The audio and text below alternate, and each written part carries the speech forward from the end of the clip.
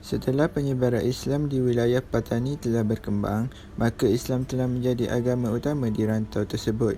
Lalu keadaan Islam pada masa itu boleh terbatas dengan memeluk agama secara lebih mendalam dan kurang mendalami tentang intelektual Islam yang lain. Setelah itu, muncul seorang ulama yang bernama Syekh Daud bin Abdullah Al-Fatani yang membawa nafas baru dalam intelektual Islam di wilayah Patani. Peranan Syekh Daud Al-Fatani untuk memajukan intelektual Islam di Patani. Patani adalah sebuah wilayah di selatan Thailand. Wilayahnya meliputi wilayah Patani, Yala, Narathiwat dan Songkhla. Majoritinya penduduk yang beragama Islam. Di selatan Thailand pula, terutama Patani merupakan perkembangan Islam yang berkembang pesat setelah agama Islam ditinggalkan. Islam mula menjadi agama utama di rantau ini, lalu pedagang dunia telah membuka jalan bagi pedagang dari luar untuk masuk ke perdagangan. Dengan cara itu, peniaga Muslim seperti ulama menyebarkan agama Islam kepada penduduk tempatan. Pada waktu itu, terdapat ramai pula para ulama yang muncul di Nusantara untuk berdakwah termasuk di Patani. Agama Islam telah berakhir dengan kehadiran Syekh Daud Al-Fatani kerana beliau terkenal sebagai sarjana terkemuka dari Patani. Antara hasil karyanya, beliau memberikan nafas baru dalam berdakwah kepada masyarakat Patani.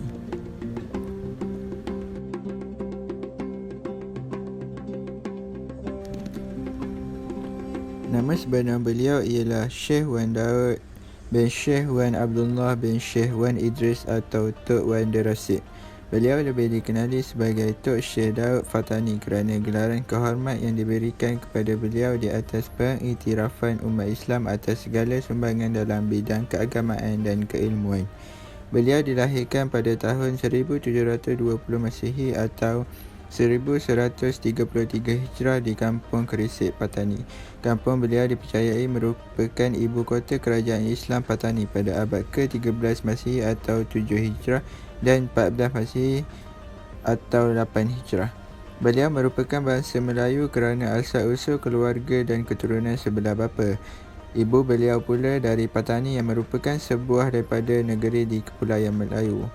Beliau mempunyai pertalian dengan ulama dan pembesar Camper, Banten, Ternate, Kelantan, Terengganu, Kedah, Johor dan lain-lain lagi.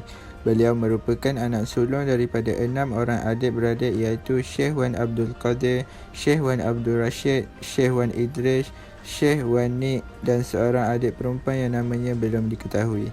Keluarga beliau telah berkembang menjadi satu rumpun keluarga yang besar dari rantau Nusantara sehingga ke Mekah.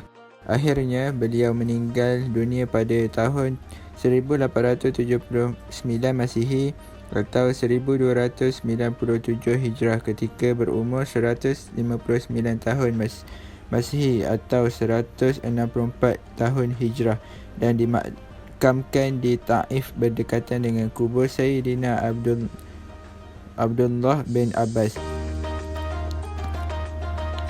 Seterusnya, Syekh Daud mendapat pendidikan awal dalam lingkungan keluarga beliau sendiri. Antara guru beliau ialah bapa beliau iaitu Syekh Wan Abdullah, datuk beliau Syekh Wan Idris dan bapa saudara beliau Syekh Safiuddin. Mereka merupakan ulama besar pada zaman itu. Lepas beliau menerima pelajaran asal Islam yang merupakan ilmu tauhid, nahwu dan saraf selama 5 tahun di Patani, beliau melanjutkan pelajarannya di Aceh selama 2 tahun. Di Aceh, beliau berguru dengan Syekh Muhammad Zain. Selepas itu, beliau melanjutkan pelajaran di Mekah selama 30 tahun dan di Madinah selama 5 tahun. Beliau juga telah menuntut ilmu dengan para ulama tempatan dan ulama Patani semasa di Mekah dan Madinah. Antara nama-nama guru beliau ketika berada di Mekah dan Madinah iaitu Syekh Muhammad Saleh bin Abdul Rahman Al-Fatani, Syekh Ali bin Ishaq Al-Fatani, Syekh Muhammad Nafis bin Idris bin Husain Al-Banjari dan ramai lagi. Beliau mempelajari berbagai-bagai aliran mazhab dan i'tiqad. Beliau berpegang tetap dalam mazhab Syafi'i, dalam fiqh dan ahli sunnah wal jamaah. Beliau berpengetahuan dalam akidah, tasawuf, malah merangkumi ilmu perubatan, matematik dan falak. Antara sumbangan-sumbangan Syekh Daud bin Abdullah Al-Fatani ialah dari peringkat pemikiran sebagai ahli fikir. Syekh Daud telah mengutarakan beberapa prinsip umum tentang pendidikan melalui melalui penulisan dan amalannya. Sumbangan kedua terbesar Syekh Daud Al-Fatani ialah dalam bidang pentadbiran. Ilmunya telah digunakan untuk menasihati kerajaan Kelantan Sultan Muhammad I pada tahun 1800 Masihi hingga 1837 Masihi oleh salah seorang anak muridnya bernama Syekh Abdul Halim dari Kelantan. Sumbangan yang begitu besar dari pindahan ilmunya kepada amalan dalam sektor pentadbiran bukan satu perkara kecil dan mudah. Sumbangan ketiga ialah ketokohan keguruan dibuktikan apabila anak muridnya Syekh Abdul Halim memulakan pendidikan pondok di Kelantan di Kota Kubang Labu dan berpindah ke Kota Lama di Kampung Sireh. Sumbangan keempat yang paling agung ialah dalam bidang penulisannya. Ukuran bukan sahaja terletak pada bilangan buku yang dikarang oleh Syekh Daud Al-Fatani, tetapi kegunaan ilmu yang ditulisnya hingga ke hari ini sebagai bahan rujukan. Karya asli ini yang tidak dihasilkan lagi, ini menjadi khazanah ilmu tentang Islam begitu kaya dan sumbangan Syekh Daud sangat dihargai.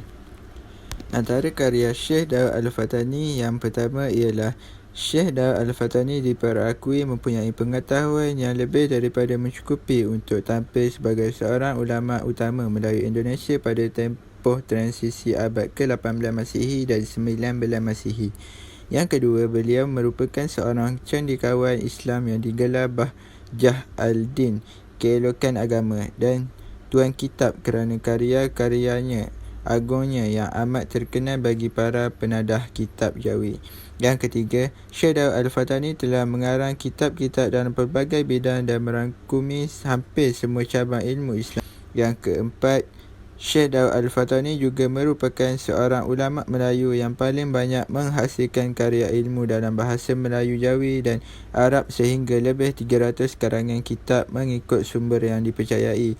Yang kelima, kehidupan beliau hanya diterapkan dengan pegangan ilmu agama yang kuat sejak dari kecil dan hasil daripada pengajiannya di merata tempat. Yang keenam, beliau telah mengarang sebanyak 101 buah kitab. Di antaranya kitab karangan Syekh Daud yang mekar di Nusantara hingga ke hari ini ialah Bakhyatul Tullab, Al-Sayyid wal Al-Dabbaih, Bahjatus Saniyah, Kahfiyah Katam Al-Quran, dan Kaifiyah Solat Tarawih. Kesimpulan yang dapat kita simpulkan daripada kisah Syekh Daud Al-Fatani ialah ketokohan Syekh Daud sebagai seorang ulama besar dunia Melayu memang tidak dapat diragui lagi. Beliau merupakan ulama yang boleh dikategorikan sebagai pewaris para Nabi. Beliau telah menghabiskan seluruh hayat beliau melalui aktiviti penulisan dan pengajaran bagi menanam benih keislaman dan memeliharanya daripada ancaman berbentuk ideologi atau fizikal yang cuba melunturkan kemurnian Islam.